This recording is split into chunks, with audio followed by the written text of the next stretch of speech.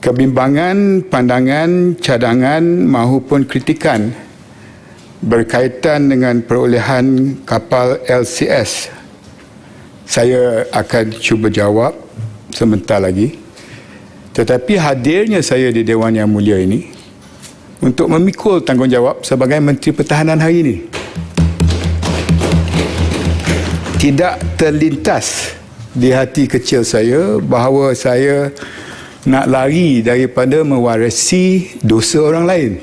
Bagi saya nak pastikan perancangan kita ke depan dapat membantu TLDM menerima kapal-kapal yang diperlukan di bawah rancangan 15/5. Vendor-vendor yang terlibat, kalau kita batalkan, mereka terpaksa gulung tikar.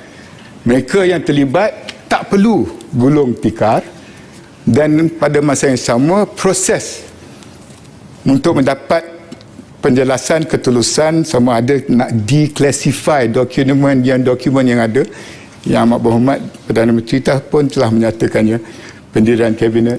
Dan RCI, saya apa yang dibangkitkan oleh, bukan semua, ada yang tak setuju, rakan-rakan yang memerlukan RCI, saya akan bawa kepada kabinet, kerana seperti Yang Berhormat Datuk Razali sebut tadi, akhirnya kabinet kena sembah ke bawah duli tuanku berhubung kait dengan Royal Commission yang diperlukan tadi.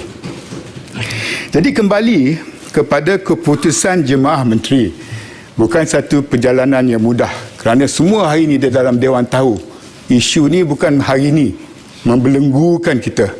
Ia membelenggukan kepimpinan kerajaan semasa PH memerintah, Perikatan Nasional memerintah, berapa Perdana Menteri.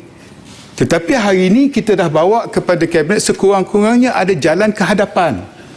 Dan keputusan Jemaah Menteri pada 20 April 2022 adalah untuk meneruskan seperti saya sebutkan di dalam Dewan ini, bersandarkan kepada dua perkara. Pertama ialah kehendak TLDM sendiri. Kalau sekiranya TLDM hari ini kata kapal-kapal itu tak sesuai, mereka tak perlukannya, maka batal lah kan. Kita carilah siapa yang salah, jumlah duit yang dah hilang atau ada kerugian. Kita kena bawa mereka yang terlibat, yang menyeleweng, yang rasuah ke muka keadilan. Tetapi hakikatnya TLDM tak boleh terima, tak dapat terima kapal-kapal yang diperlukan.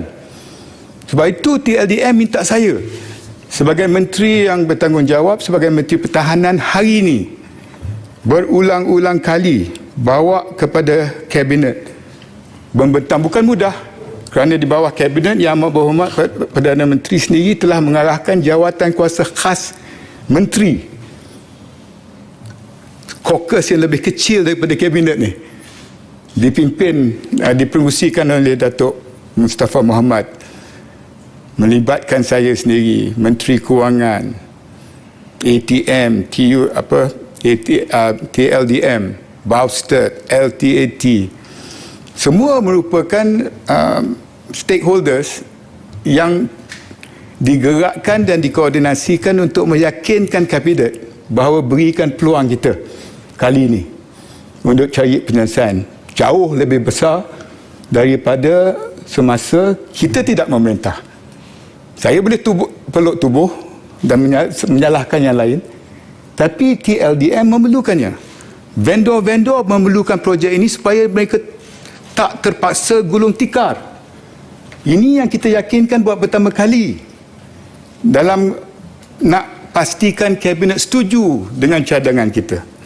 Kita tahu laporan PSC ini akan keluar. Kita tahu, kita pun kecewa. Tetapi hakikatnya akhirnya ialah bagaimana we can move forward dengan izin. Bagaimana kita boleh lihat ke hadapan. Dan inilah saya harap dapat kita memenuhi, dan saya mula penerangan saya ni kepada Dewan Yang Mulia hari ini disebabkan usul yang telah pun dibenarkan Tan Sri Yang Di-Pertua untuk dibentangkan hari ini. Mengambil kira sebab-sebab inilah Mendef memberi tumpuan sepenuhnya dalam langkah ke hadapan. Mendef telah membentangkan hala tuju ini kepada Jemaah Menteri 4 kali. Pada 20 November 2020, 5 Mei 2021, 4 Mac 2022 dan terbaru 20 April 2022.